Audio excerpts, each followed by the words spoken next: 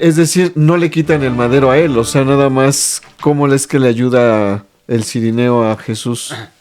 Sí, o sea, a eso me refiero.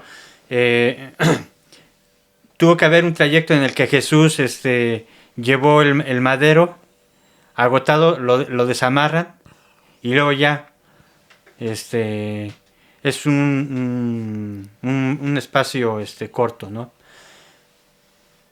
Jesús está agotado, cae en el piso en lo que preparan la crucifixión, ponen el brazo madero corto en el piso y ahora tienen que quitarle su túnica. Pero ahora imagínense ustedes, es el cuerpo de Jesús toda una llaga viva por las Sí, heridas sí, de la sí. flagellación. Y la túnica, que es completa, ¿sí? Está toda pegada a las llagas. ¿Qué les pasa? ¿Qué le pasa a uno cuando tiene una herida, por decir, en el brazo y le ponen una venda? La venda queda pegada a la herida. Entonces, a veces en los hospitales tienen que poner un poco de anestesia local para poder despegar la venda. Ahora, todo el vestido en el cuerpo de Jesús, convertido en una llaga viva, por experiencia los soldados sabían que tenían que arrancarla, ¿no? Para que no tuviera un dolor tan intenso. A la hora de arrancarla, todo el cuerpo se estremece porque arrancan nervios de la piel, ¿sí? Siente un fuerte escalofrío. Nuevamente se tumba, pero lo tienen que acomodar rápido para crucificarlo. Entonces ahora es puesto boca arriba, ¿sí? La espalda sobre el madero corto, ¿sí? Estiran los brazos y nos dicen los médicos, tuvieron que emplear un clavo para cada brazo, ¿sí? Atravesar sus manos y una vez crucificado, es levantado entre dos o más gente, soldados, para izar el brazo corto al pasto, al palo vertical, ¿no? ¿Y esto a costa de qué? ¿Cómo fue esa crucifixión? Bueno, en las lesiones de la sábana santa vemos precisamente a nivel de los brazos que hay sobre los antebrazos coágulos que corren. Esto tiene como origen la herida de los clavos a nivel, no como los artistas lo representan a nivel de las palmas, sino a nivel de las muñecas. Este tipo de crucifixión que ya es tradicional, ¿sí? A nivel de las palmas, no es sino tardío, porque las primeras representaciones de la crucifixión son de tipo glorioso, de un Jesús resucitado, de alguien que ha vencido el dolor, el sufrimiento. La representación de un Jesús sufriente en la cruz es posterior, ya a partir del siglo VI o VII, ¿sí? Y de ahí se va generalizando. Y de ahí después ya se va haciendo un poco más preciso en las representaciones más realistas de un Jesús crucificado, sobre todo en Europa, ¿no? ¿Qué se evidencia en la sábana santa? Bueno, nos dicen los médicos al observar. Un clavo de sección cuadrada ha pasado a nivel precisamente, no de la palma, sino por arriba, ¿sí? A nivel de la muñeca.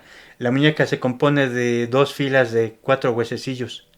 Bueno, pues ahí, en la parte media de la muñeca atravesó el clavo, perforando, haciendo a un lado los huesecillos. Ajá. Y aquí hay un ligamento fuerte que se llama el ligamento anular anterior. Pues los ligamentos de los huesos y este ligamento se ha demostrado que puede soportar 200 kilos de peso. Son los que soportaron el peso del cuerpo de Jesús, ¿no? Pero fueron las dos manos. Y algo que observan los médicos en las imágenes de la sábana santa, solamente 4 dedos son visibles menos el pulgar. ¿Por qué razón? El doctor Pierre Barbet, realizando experiencias con brazos recién amputados, ¿no? Usaba un clavo de sección cuadrada, traspasaba a nivel medio de la muñeca y encontraba que el pulgar se disparaba hacia el centro. Al hacer la disección, veía que el clavo no solo traspasaba los tejidos, sino que cortaba en parte un nervio muy sensible, que es el nervio mediano, lo cual precisamente hacía que el pulgar se doblara. Y a la hora de grabar la imagen en la sábana santa, por eso nada más se ven 4 dedos menos el pulgar, porque el pulgar está doblado a causa de la herida del clavo, ¿no? Entonces, Jesús es izado, rápido, porque sabían que el dolor era intenso. Se inserta el palo vertical, el palo horizontal en el palo vertical. Ahora hay que atravesar los pies. En las imágenes de la sábana santa vemos que la planta del pie derecho está perfectamente grabado, mientras que la planta del pie izquierdo solamente del talón a la parte media. Los talones se separan y las puntas de los pies se aproximan. Esto quiere decir que, y también porque la rodilla izquierda está más arriba que la derecha. Quiere decir que Jesús crucificado tenía la planta del pie izquierdo sobre el empeine derecho. Un solo clavo atravesó ambos pies. Primero el izquierdo y luego el derecho que se fijaba al madero. ¿Sí? Bastaron unos mazazos para poder atravesar ambos pies y fijarlos al madero. Jesús, cansado y agotado, colgaba de los brazos. Solamente un tiempo. Poco menos de un minuto. A lo mucho minuto y medio. ¿Sí? Agotado, cansado. Pero él podía respirar para poder recobrar fuerzas. ¿Sí? Pero el aire se iba acumulando, el aire viciado. Y no podía respirar. ¿Por qué? Porque los músculos jalaban la caja torácica. ¿Sí? Y oprimían los pulmones y el corazón. Entonces lo que él tenía que hacer era apoyarse en los pies crucificados, jalar la tracción con los brazos, con las manos crucificadas, ¿sí? Con la fuerza de los clavos, ¿sí? Para poder levantarse y expeler el aire vicioso. Cuando pendía de los brazos, podía respirar, exhalar, inhalar el aire, pero no exhalarlo. Entonces, para exhalarlo tenía que levantarse, a costa de ese dolor. Pero como nos dice el doctor Pierre Barbet, a cada movimiento de los brazos, a cada sacudida, el clavo estará lesionando durante el nervio mediano. El nervio, sí. ¿No? Muy bien. Así que se levanta Jesús con todo ese dolor para poder sacar el aire viciado y ahora volver a tomar bocanadas de aire. Cuando se cansa, vuelve a colgar, ¿no? Lo que llama la atención a los médicos, ya casi al final de su agonía, es que en los brazos, mientras estaba vivo, la sangre fluía de los brazos crucificados, de las heridas de los clavos. Y hay dos ángulos que forman, pero distintos, uno los ángulos que forma el brazo derecho y otro el brazo izquierdo. El brazo izquierdo sí, se colgaba completamente, formaba un ángulo de 65 grados, mientras que el ángulo del brazo derecho era casi a la vertical. Quiere decir que Jesús, mientras estaba crucificado y vivo, ladeaba su cuerpo hacia su derecha, ¿no? Por eso los coágulos del brazo derecho son más verticales, mientras que de la herida del clavo forman dos ángulos. Al momento de que estaba erguido sobre los pies y al momento en que pendía, ¿no? De los brazos, que colgaba de los brazos. Así fueron sus 3 largas horas, una terrible agonía, ¿no?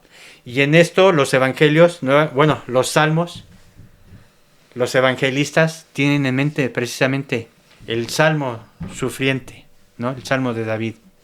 Salmo 22. Como agua me derramo, mis huesos se dislocan, mi corazón como cera, se funden en mis entrañas, mi paladar está seco como teja y mi lengua pegada a mi garganta. Tú me sumes en el polvo de la muerte. Salmo 22, 15, 16. Todavía más adelante, 17. Una banda de malvados me acorrala, mis manos y mis pies han traspasado. Puedo contar mis huesos, ellos me miran y remiran. Reparten entre sí mi ropa y se echan a suertes mi túnica, ¿no? Entonces, los evangelistas, después de este misterio de su pasión y muerte, ahora entienden que ya estaba descrito. El mismo Señor, después de resucitado, les enseña, como dice San Lucas, empezando con los discípulos de Maús, ¿no? ¿Acaso no tenía que padecer, morir y luego resucitar? Y comenzando con la ley y los profetas, Jesús les enseñaba que eso debía de haber ocurrido, ¿no? ¿Sí? Termina su prolongada agonía durante 3 horas. Llega el momento en que él libremente entrega su vida. Nadie se la quita. Él decía en el discurso de la última cena, yo doy mi vida, tengo poder para darla y poder para recobrarla, ¿no? Entonces, se habla de que Jesús al final da un fuerte grito. ¿Cuál fue ese fuerte grito? Primero reconoce que Él ha cumplido todo lo que se había vaticinado, y no hemos hablado de todas las profecías de la pasión. Ese será un tema que en otra ocasión, ¿no? Las Muy profecías bien. de la pasión, vamos a hablar. Ok. Ajá. Todo se ha cumplido. Padre, en tus manos encomiendo mi espíritu. Y exhala su último aliento. Él entrega libre y voluntariamente su último aliento de vida. Entrega su vida por amor a nosotros y nuestra salvación, por nuestro rescate. Y conforme a las costumbres judías, no podía permanecer un cadáver colgado durante la noche, porque contaminaría todo el pueblo. Ajá. Dice el Deuteronomio, no dejarás colgado a un hombre, ¿sí?, del poste por la noche, porque un colgado es un maldito de Dios. Ajá.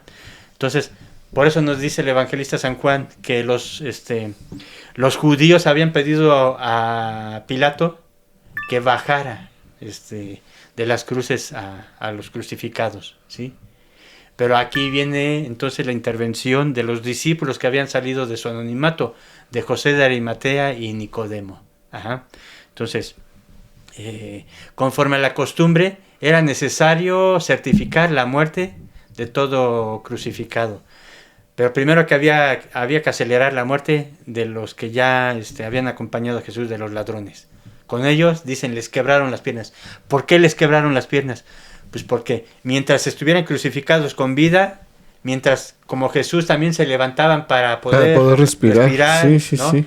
Exhalar el aire viciado, iban a vivir más tiempo. Y como habían pedido y Pilato había autorizado que los mataran, el crurifagium se llama, o rotura de las piernas, era lo que impedía que se levantaran, y entonces en pocos minutos morían de asfixia, ¿sí? En cambio Jesús, dice el evangelista San Juan, al ver el soldado que ya estaba muerto, para certificar, se acercó con una lanza y le abrió el costado, y al instante salió sangre y agua, ¿no? Y este es el testimonio del evangelista, para que todo el que escuche crea, ¿no? Hago la cita porque también ahora hay una profecía. Los judíos, como era el día de la preparación, para que no quedasen los cuerpos en la cruz el sábado, porque aquel sábado era muy solemne, rogaron a Pilato que les quebraran las piernas y los retiraran. Fueron pues los soldados y quebraron las piernas del primero y del otro crucificado con él. Pero al llegar a Jesús, como lo vieron ya muerto, no le quebraron las piernas, sino que uno de los soldados le atravesó el costado con una lanza y al instante salió sangre y agua. El que lo vio la atestigua y su testimonio es válido, y él sabe que dice la verdad, para que también ustedes crean, y todo esto sucedió para que se cumpliera la escritura. No se le quebrará hueso alguno. Estamos hablando de que ya para el evangelista San Juan, al inicio del ministerio de Jesús, en boca de Juan el Bautista, decía de Jesús, he ahí al Cordero de Dios que quita los pecados del mundo. Y precisamente en la Pascua, ¿sí?, por la tarde antes de que se celebrara la Pascua, había que sacrificarse el Cordero. Por lo tanto, para San Juan, él está hablando de que Jesús es el verdadero Cordero Pascual, el verdadero y único Cordero Pascual. Lo demás era prefigura, ¿sí? El mismo Jesús lo decía a Nicodemo, ¿sí?, que llegaría el momento cuando sea levantado el Hijo del Hombre y todo el que crea en él se salvará, ¿sí? Bien, pues No, híjole, es que estoy ahorita aparte impactado de esta parte. No, el evangelio, como bien decías, dice dando un fuerte, ¿no? Un fuerte alarido, expiró, ¿no? Y entonces, como dices, en este movimiento de levantarse y respirar, ¿no? Ante la agonía, pues por supuesto fue el último respiro que dio para gritar, o en el último respiro que grita y que es donde entrega el espíritu. Pero con una entrega filial, ¿por qué? Porque precisamente aquí vamos a hacer esa complementación de lo que los médicos reflexionan. Jesús también atravesó las etapas de un enfermo terminal, ¿sí? La depresión, ¿cuándo empezó su depresión? Pues en Getsemaní. Sí, desde el momento que suda sangre. Cuando tú conoces que ya tienes poco tiempo de vida, empiezas a negociar. No es posible, es lo que dicen los ahora también tanatólogos, ¿no? La negociación del enfermo. Ok, si yo me recupero, prometo hacer esto o ser de esta manera. Jesús, Padre, todo te es posible.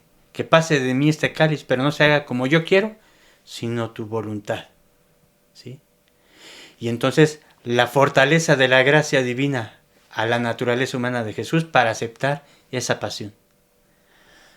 Se va dando la pasión, la naturaleza humana está aceptando, ¿sí? Va siguiendo, pero también va manifestando esa humanidad. Dicen los especialistas, ¿no? Entonces, aceptación y luego ya negociación. Luego la aceptación y luego ya un estado tranquilo. Ya ni se negocia ni se discute. Ya es una paz, ¿no? Ya nada más se está esperando el momento. Y Jesús no solamente está esperando el momento, porque Él reconoce, lo dice, todo está cumplido. Ajá.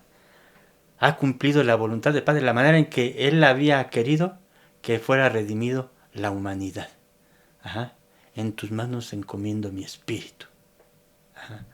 Entonces, el Salmo 22 no solamente es el Salmo del siervo sufriente, sino que también es el Salmo del justo. Ajá.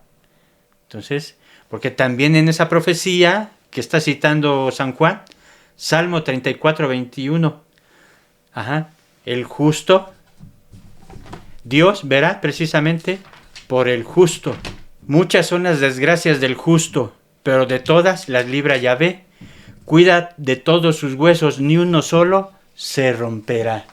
Y efectivamente, como dicen los médicos, todas las lesiones que presenta fueron producidas en vida, pero ninguna evidencia que haya rotura de hueso. Y aún los clavos que traspasaron las muñecas solamente las hicieron a un lado. Ajá, los ligamentos eran los que permitieron que permanecieran unidas, pero no hubo rotura. Pudo haber dislocación de los brazos o de un brazo, porque el brazo derecho, el hombro derecho es el que está un poco más bajo, pero no rotura. ¿Sí? Entonces ahí se cumple la profecía del Antiguo Testamento, tanto del Cordero, como lo presenta San Juan, y el Salmo 32, el Salmo del justo, que de muchos padecimientos tiene el justo, pero de todas ellas los libra Yahvé, y no permitirá que se rompa ningún hueso. Y también Zacarías 12:10, mirarán al que traspasaron. Sale de su anonimato José de Arimatea también, ¿sí? Entonces le pide a Pilato el cuerpo de su maestro. Pilato se asombra por el relato de Marcos. Ajá. Recordemos que Marcos era discípulo de Pedro, y por lo tanto Pedro, conocedor precisamente de esa anécdota, lo registra. Entonces José de Arimatea pide a Pilato. Pilato se asombra de que Jesús haya muerto pronto y le pide al centurión, que era el encargado de la ejecución, para confirmar que Jesús había muerto, y efectivamente había muerto, ¿no? Entonces, el término que usa Marcos, y Pilato otorgó a José el cuerpo de Jesús. Ese otorgó quiere decir que fue algo muy especial, ¿no? Tal vez por el remordimiento precisamente de que había condenado a un hombre justo. Y entonces le cede el cuerpo. Y finalmente en las leyes romanas, si un pariente solicitaba el cadáver de un crucificado, era entregado. Pero en el caso de José de Arimatea, que solamente era un discípulo, le hace esa excepción Pilato, lo entrega. Y luego dicen los evangelistas, ¿no? Y entonces José tomó el cuerpo de Jesús, lo bajó de la cruz, y hay dos tradiciones que supuestamente habría contradicción, la de los sinópticos y Juan, que gracias a los estudios de la Sábana Santa, que han renovado las traducciones de Juan, han ayudado a ir a una traducción fiel y sobre todo desde hace 18 siglos. Dicen los sinópticos. Y entonces José de Arimatea bajó el cuerpo de Jesús, lo envolvió en una sábana y lo colocó en el sepulcro, en su sepulcro nuevo que no había sido ocupado, ¿no? ¿Sí? El sepulcro era del mismo José de Arimatea. En el relato de Juan dice, y que llegó también Nicodemo, aquel que había hablado con Jesús en la noche, ¿no? Él trajo una mezcla de mirra y aloe. Ajá. Y habiendo bajado a Jesús, lo envolvieron en lienzos con aromas. Los aromas eran la mirra y de Nicodemo, ¿sí? Y el aloe. Y lo colocaron en el sepulcro y cerraron el sepulcro con una puerta en forma de piedra de molino, ¿no? ¿Sí? Ahora, ¿cómo entendemos por qué ha habido unas traducciones a partir del siglo pasado en el que se traducía ese pasaje de Juan y lo envolvieron en bandas a Jesús? Daba a entender algo así como si fuese un ritual egipcio. No.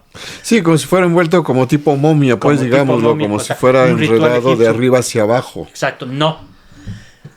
Porque dicen los exégetas, a partir de finales del siglo antepasado, 1800, dos exégetas protestantes se equivocaron en la traducción de varios papiros y tradujeron el término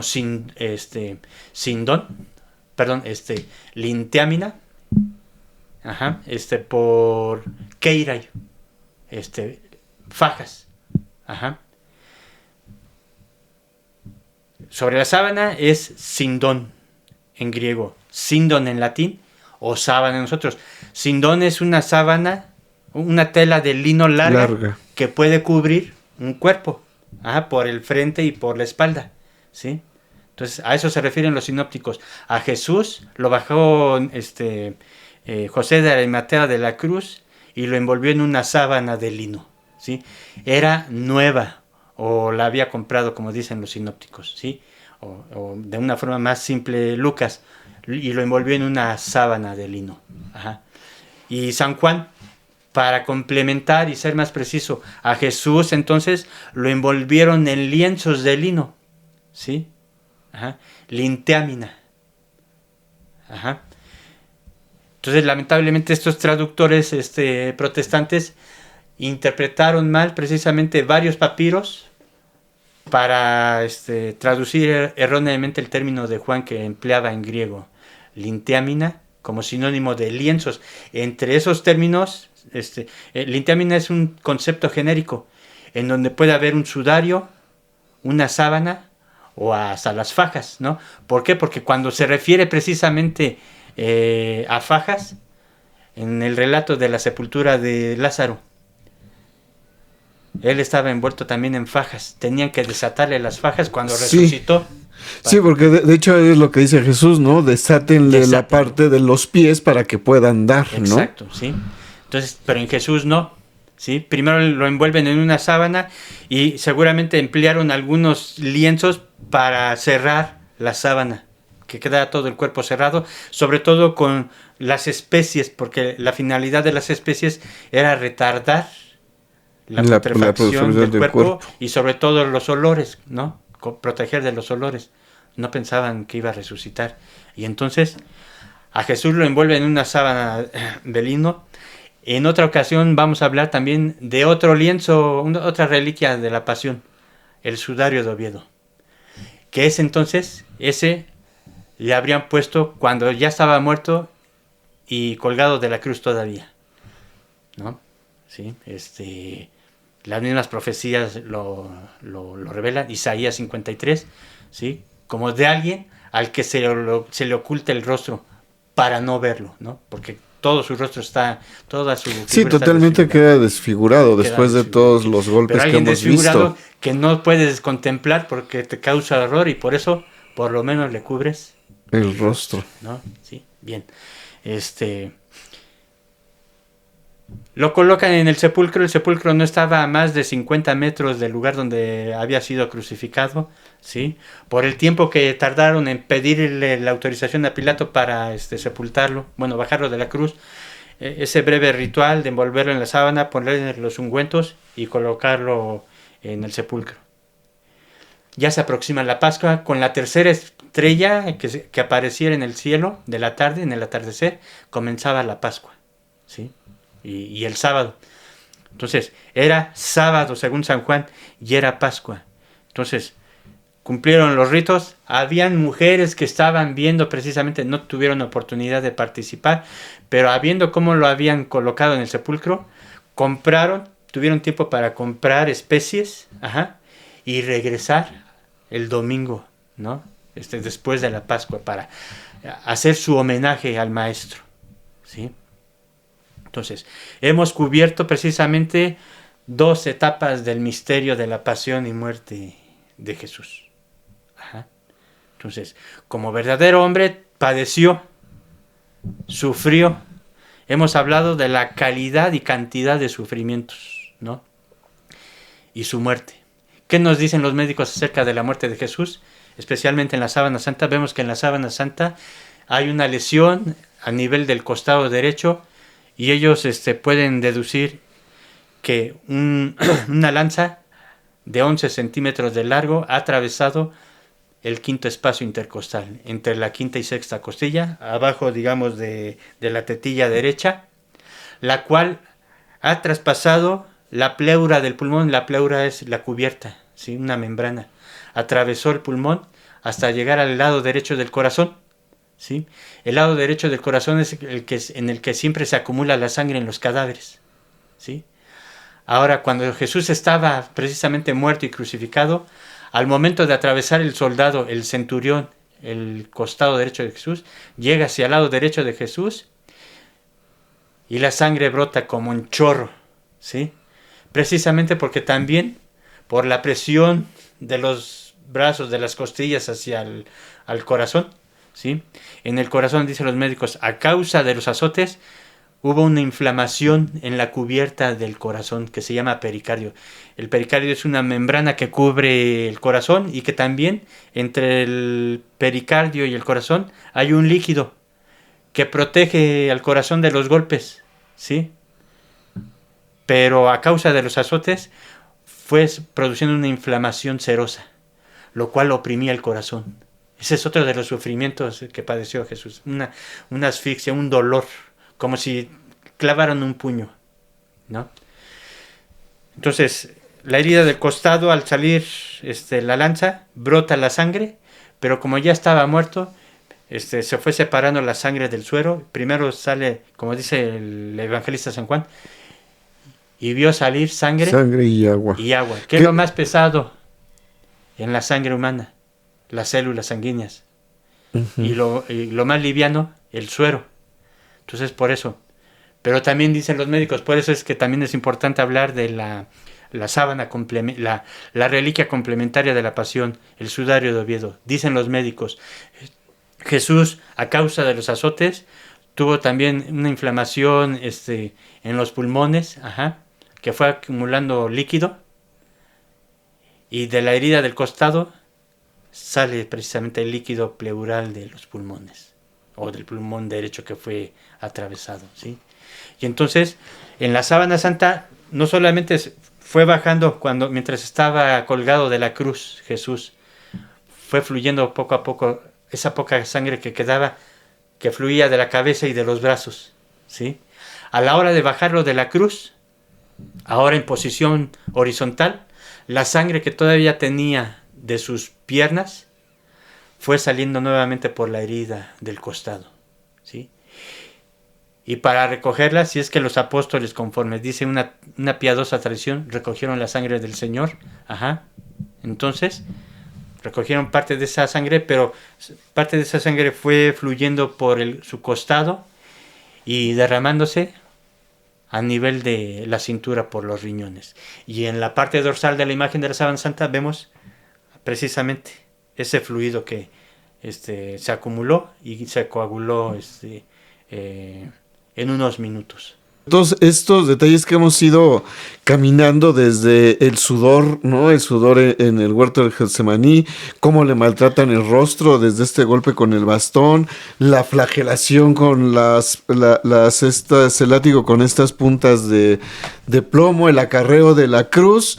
Y bueno, ahí solamente lo único que se libra son de los azotes, porque ya había sido azotado, ¿no? Viene también ese momento de la crucifixión, el momento de la herida del costado, ¿no? Pero que, no, o sea, tradicionalmente se dice herida del costado, pero que en realidad es herida del corazón, porque abrió el corazón, el lado derecho del corazón. Sí, porque aparte, digo, el soldado está abajo, entonces la lanza atraviesa de abajo hacia arriba. No, bueno, no, realmente no sabemos cuál haya sido la altura de la cruz. Ajá. En la época de Jesús había dos alturas de la cruz, ¿no? La alta y la normal. En la normal no había necesidad de usar escaleras o bancos para que los soldados insertaran el brazo corto al palo vertical. Ajá. En caso de que hubiese sido un poco más alta, tendría que haber más trabajo. Pero la finalidad, cuando se trataba de más de un crucificado, pues era que fuera más fácil la crucifixión, ¿sí? Entonces, ya sea si la cruz de Jesús fue normal, entonces nomás hubiera bastado que el soldado levantara un poco la lanza y le atravesara el costado. Si la cruz era, como lo representa el arte, alta, si estaba a caballo, pues entonces nada más insertaba la lanza, ¿no?